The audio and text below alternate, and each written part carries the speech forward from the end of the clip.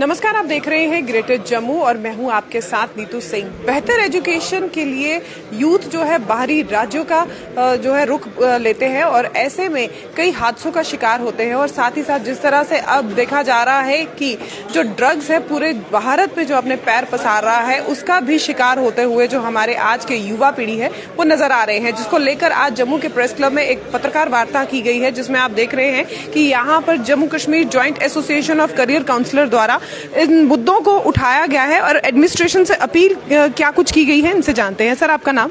मेरा नाम कुलबीर जम्वाल। आज की प्रेस कॉन्फ्रेंस का मुद्दा क्या है?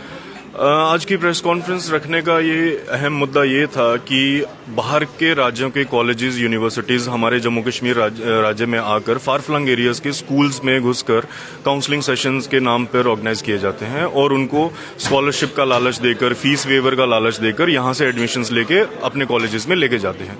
लेकिन जब वहाँ पे बच्चे पढ़ रहे होते हैं तो 6 महीने के बाद, 1 साल के बाद उनसे फीस चार्ज की जाती है और फाइन चार्ज किया जाता है। कुछ न कुछ तरीके से उनसे पैसे ऐंठे जाते हैं, जिसकी वजह से बच्चा डिप्रेशन में आ जाता है।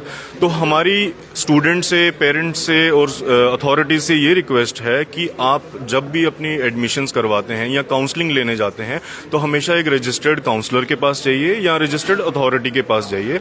गवर्नमेंट की इसमें रिस्पॉन्सिबिलिटी बनती है, लाइक नॉर्थ ईस्ट इंडिया के रीजन के पैटर्न पर कॉलेजेस की, यूनिवर्सिटी की एम्पैनलमेंट की जाए यहाँ पे, ताकि एक रिकॉर्ड मेंटेन हो, ऑथेंटिसिटी चेक की जाए उसकी। उसके बाद जितने भी स्टूडेंट्स यहाँ से एडमिशन लेके जाते हैं, कॉलेजेस की उसकी रिस्पॉन्सिबिलिटी बनती है कि गवर्नमेंट के पास अपना रिकॉर्ड मेंटेन करे कि कितने बच्चे हमारे पास आपकी यूटी या स्टेट से पढ़ने के लिए आ रहे हैं। जब एक बच्चा रजिस्टर्ड काउंसलर से अपनी काउंसलिंग लेगा, हायर एजुकेशन के लिए एडमिशन करवाएगा, तो हमेशा वो सेफ हैंड में रहेगा, क्योंकि उस काउंसलर की भी उसके कोर्स के दौरान उसकी रिस्पॉन्सिबिलिटी बनेगी। कोई भी बच्चा वहाँ पे इशू फेस कर रहा है तो हमारा लोकल काउंसलर्स हैं, उनकी रिलायबिलिटी उनके ऊपर हो सकती है, उनके ऊपर डिपेंड होकर बच्चे वहाँ पे एडमिशन लेके जाएंगे, ताकि एक गारंटी उनके बीच में रहे। इसलिए हमने ये रजिस्टर्ड एसोसिएशन गवर्नमेंट के साथ की है, तो ताकि बच्चों को हम भविष्य के लिए गाइड कर सकें कि प्रॉपर तरीके से। इसमें पेरेंट्स का भी बहुत बड़ा दायित्व रहता है कि जब बच्चे बाहरी राज्यों में किसी इंस्टीट्यूट की और रुख करते हैं तो पहले जांच पड़ताल पूरे तरीके से की जाए। जी बिल्कुल, जांच पड़ताल करना बहुत इम्पोर्टेंट है इस चीज़ में, क्योंकि बच्चे कहा सुनी में एक दूसरे से सुन के किसी न किसी कॉलेज में एडमिशन लेने चले जाते हैं, ना कि देखते हुए कि उसके कॉलेज की रेपुटेशन कैसी है, प्लेसमेंट्स कैसी हैं, एजुकेशन स्टैंडर्ड कैसा है। हालांकि सेंट्रल गवर्नमेंट की इसलिए लिस्ट ऑफ यूनिवर्सिटीज़ तो मेंशन की हुई है, लेकिन बाहरी फार फ्लंग एरियाज के जो बच्चे हैं वो उस चीज़ों से अवेयर नहीं है। तो इसीलिए हम हमेशा रिपीटेडली यही मैसेजेस बच्चों को, पेरेंट्स को पहुंचाते हैं, स्कूल काउंसलिंग सेशंस भी करते हैं कि आप हमेशा कॉलेज की ऑथेंटिसिटी अच्छे से चेक कर लें। इसीलिए हमने ये ज़्यादा इनिशिएटिव लिया है एसोसिएशन रजिस्टर करने का, कि ताकि बच्चा हमारे थ्रू अगर रजिस्टर्ड काउंसलर के पास गाइडेंस लेगा तो हमेशा सेफ हैंड में जाएगा और अच्छे कॉलेज में जाएगा पढ़ने के लिए। ऐसा क्यों अक्सर देखा जाता है कि जो फार फ्लंग एरियाज के स्टूडेंट्स हैं, जो यूथ है, वो ही ज्यादातर इसका शिकार होते हैं? मैम देखिए, फार फ्लंग एरियाज में लैक ऑफ अवेयरनेस भी हम बोल सकते हैं कि उनके पास पूरी इन्फॉर्मेशन नहीं पहुंचती है। दूसरी, पैसे की कमी बोल सकते हैं कि फीस बहुत हाई है बाहर के कॉलेजेस में, तो वो हाई फीस अफोर्ड नहीं कर पाते। तो इसीलिए जब बाहर के कॉलेज के लोग आते हैं वो सीधा बाहरी एरियाज में अप्रोच करके गवर्नमेंट स्कूल्स, प्राइवेट स्कूल्स में एंट्री करके काउंसलिंग करके फीस की छूट का वो देते हैं, उनको लालच देते हैं कि हम आपसे फीस चार्ज नहीं करेंगे।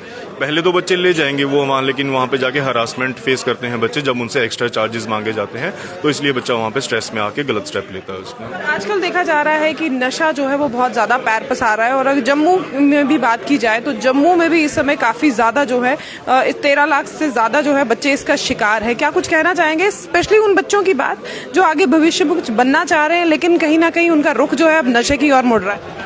मैम यही बच्चे हमारी फ्यूचर जनरेशन है, इन्हीं के ऊपर हमारा कंट्री डिपेंड करेगी, आगे आगे यही लोग हमारे काम करेंगे यहाँ पे। लेकिन इसमें मैं मेन रोल बोलूँगा पेरेंट्स का है।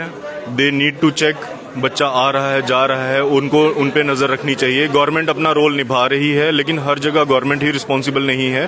पेरेंट्स को भी इस पे हमेशा चेक रखना चाहिए कि बच्चों की एक्टिविटी कैसी है, क्या कर रहे हैं। बच्चों को पढ़ने भेज दिया है, लेकिन वहाँ से फीडबैक लेना पेरेंट्स का काम है। तो इस तरह के ये चेक रखेंगे पेरेंट, तो ज़रूर इस पर लगाम कसी जाएगी इसमें।